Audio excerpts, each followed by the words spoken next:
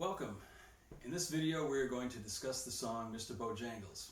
We're going to talk about the bar chord shape, the right hand placement, good right hand posture, the finger picking pattern, and then generally how to put the song together. So let's start with the bar chord. F bar chord is going to look like this. And that is derived from the open position E major chord, which looks like this.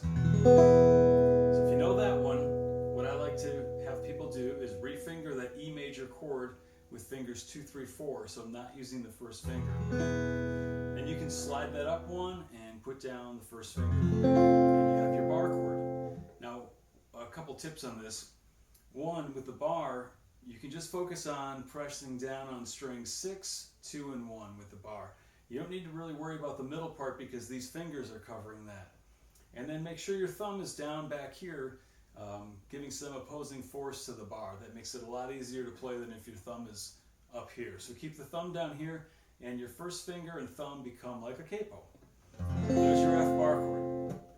Now how to practice that to work it into the song is something you can just do on a regular basis when you're practicing. You can take 5 minutes out of your time and form the F bar chord. And then if you look in the song, for example, where you're coming from is the A minor G. So you could form the A minor G and then play the F. Or you can go from the G, we've got a G, and you can go from G to F or F to G. Because in the song you go from F to G. You can do that with the metronome, set it at 60, just practice that 5 times. Say F to G, right?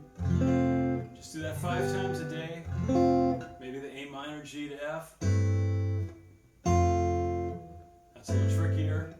It's a good one to practice too.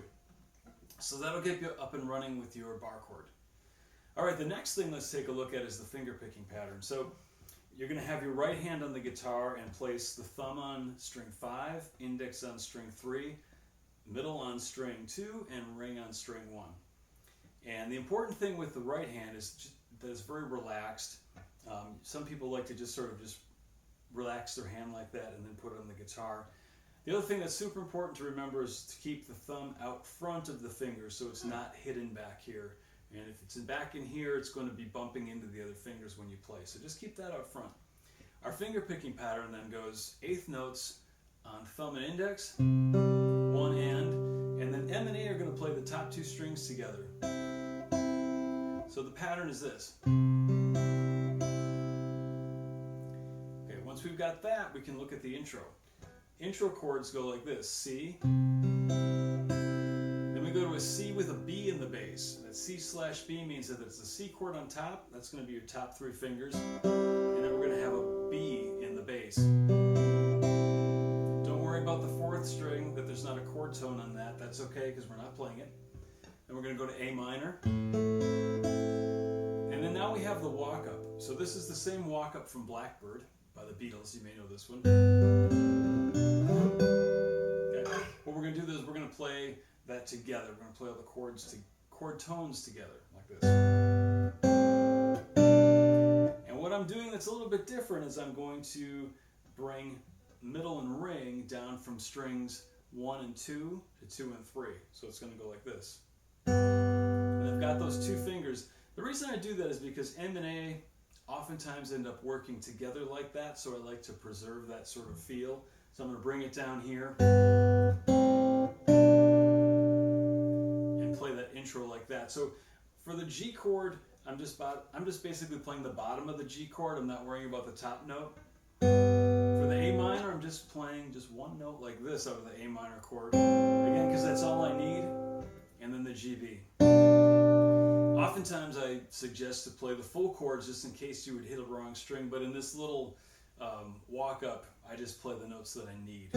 So that's our intro. So the intro all the way together, or that's the walk-up. The intro put together sounds like this.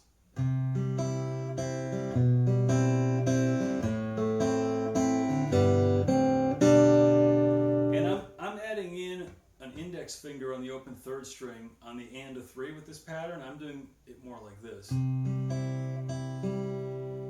that's just something I like to do to keep the rhythm moving along. I feel like it has a better bounce to it, a better better flow. So when I play the song, I actually add in that index finger on the and of 3. You could do it on the and of 2 also if you wanted to. You could go like this. And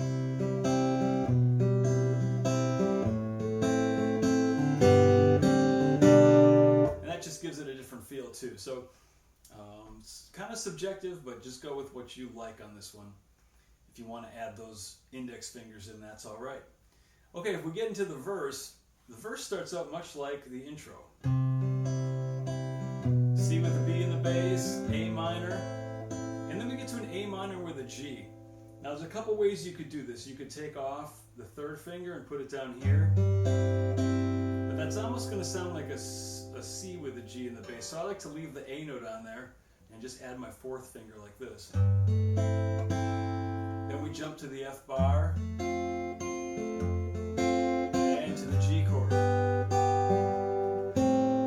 Walk up, C, B, A minor with a G, F bar to a G, and then we play the 4th string as the bass note for the G. And then we play a 1st position F there. Twice.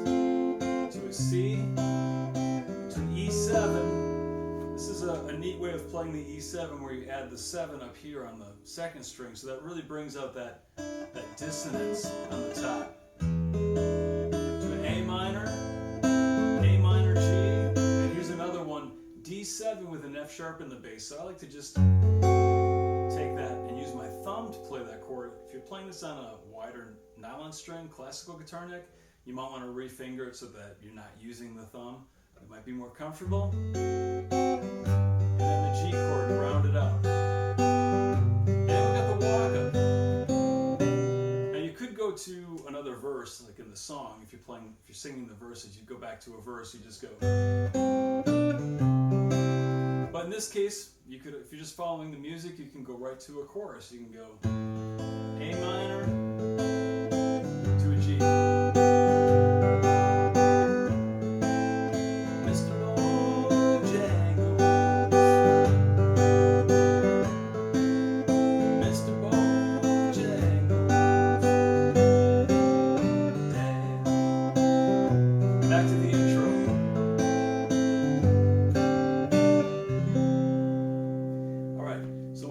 Song, I like to capo 3, so I'll just run through this one time, just the verse right into a chorus with the capo 3. So here we go.